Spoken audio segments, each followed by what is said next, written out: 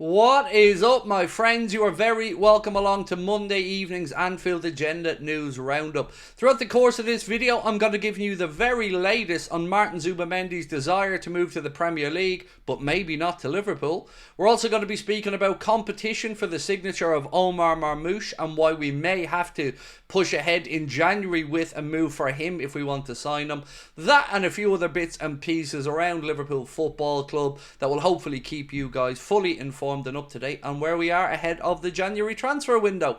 All of that coming up in the next couple of minutes, my friends, but beforehand, just a quick word from our sponsor Surfshark, but I'll be back in 83 seconds. This video is sponsored by Surfshark, the best VPN on the market. Surfshark is an app or browser extension that allows you to change your location to access websites in other countries and keep you safe and secure from hackers. Using Surfshark, we here in Ireland can access other countries' Netflix libraries or other streaming platforms like DAZN in Spain for all those important Premier League games. Surfshark keeps you safe and private by protecting everything you do online. Everything. When your device connects to the internet, all that information is, in a way, blurred out. Surfshark is particularly useful for keeping you safe from being hacked if you use public Wi-Fi. Let's say you're in a cafe, you're at college, you're out and about, they've got you covered. Surfshark allows you to use one subscription on unlimited devices, meaning you can share your account with friends or family or that neighbour who's a little bit cheap. On top of all of this, Surfshark offers a 30-day money-back guarantee. You can also upgrade to Surfshark One, which includes the VPN, an alert system for breaches related to your data, such as emails and credit cards, and an antivirus software for your desktop. Our sign-up offer gives you Surfshark VPN for a little over €2 a month. Simply scan the QR. Right, my friends, as promised, we are back and let's get straight into it. Gonna start off with a breaking news story coming out of Diario AS in Spain. They say that Martin Zubimendi is still greatly seduced by the idea of coming to the Premier League. But I should also add there was another story that came out yesterday evening, this time from the English side, suggesting that it could be Manchester City or even Arsenal that are looking to get in there and sign Martin Zubimendi. I have to say, if he does want to move to the Premier League and he isn't immediately running to the phone to pick it up to ring Richard Hughes and come to Liverpool, I don't think we should be wasting our time with the kid. Now look, I don't know for certain if he has desires to move to another club in the Premier League other than Liverpool. But if he isn't rushing to that phone to ring Richard Hughes and say, let's get this deal done, I don't think we should be doing the chase. And that's just my opinion on this one. Now I should say though, we are coming into the January window and it will be open in 2 days. And yes, us Liverpool fans want to see the contracts of Trent, Virgil and Mohamed Salah sorted out. But we also can't shy away from the fact that we do still need to strengthen this squad. So if the window is going to be the contracts, then I think we need to speak up like I mentioned last night and say it simply is enough. The manager needs more than that because we're on for what could be a monumental season.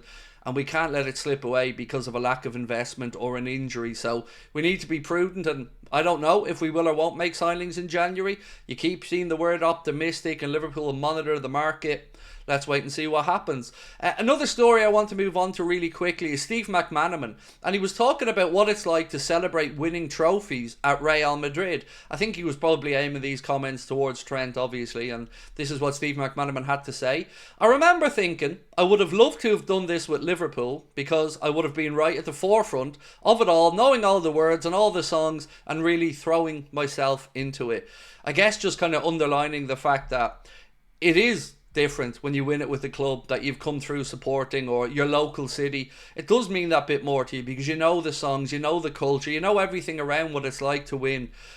And maybe it just doesn't hit the same over in Real Madrid or in any other country or league, I should say. So, interesting words there from Steve McManaman. Would love to know your thoughts on that in the comments. Of course, Steve McManaman, somebody who did move from Liverpool to Real Madrid and did taste success over there with Madrid. But I should point out, Liverpool weren't as strong as they are now when Maka went over.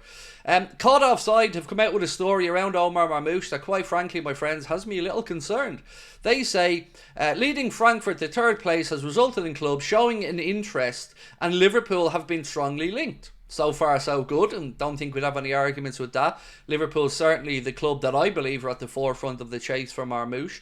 But this piece here said Arsenal are now leading the race for his signature ahead of the January transfer window. So we know that Mikel Arteta is going to have to look to the window. Saka's going to be out for a while. They're already in need of a striker. So it would make sense for them to try and sign Omar Marmoush in January.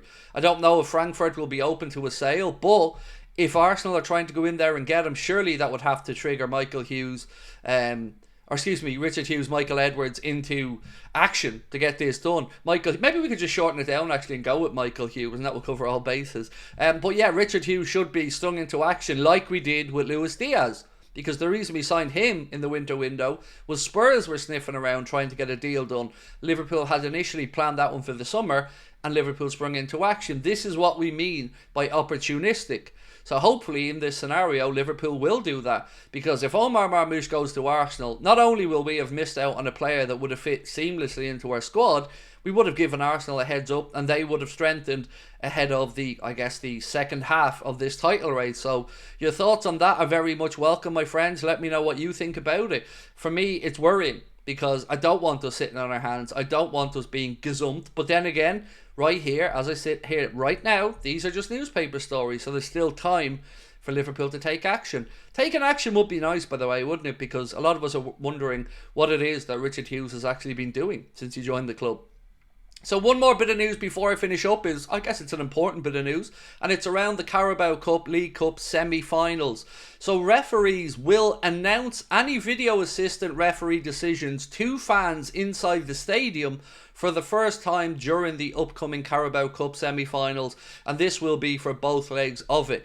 This is very welcome for me anyway. I think fans inside the stadium certainly should be kept up to date with what's being checked, what's going on. I remember speaking with David Lynch about the 3-minute VAR checks that we'd seen recently, and he was sitting up in the stands not really understanding what was happening, and he's a journalist there trying to cover and write on the game. So yeah, I think this is very much welcome for me anyway, but of course we'd love to know your thoughts on that. So again, just to confirm, referees will announce any video assistant referee decisions to fans inside the stadium in the upcoming League Cup semi-finals.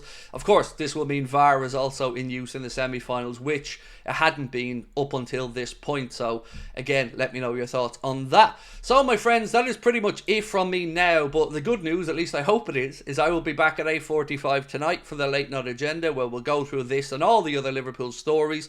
As always, we appreciate your support. If you've enjoyed the video, let me know in the comment section, drop a like, and most importantly, do hit that subscribe button, because as you can see in the upper corner, we are just 231 away from 290,000, and your support has been incredible, and we really do appreciate it. So I'll catch up with you tonight. Until then, have a wonderful Monday, and I'll talk to you soon. Take care. Bye bye.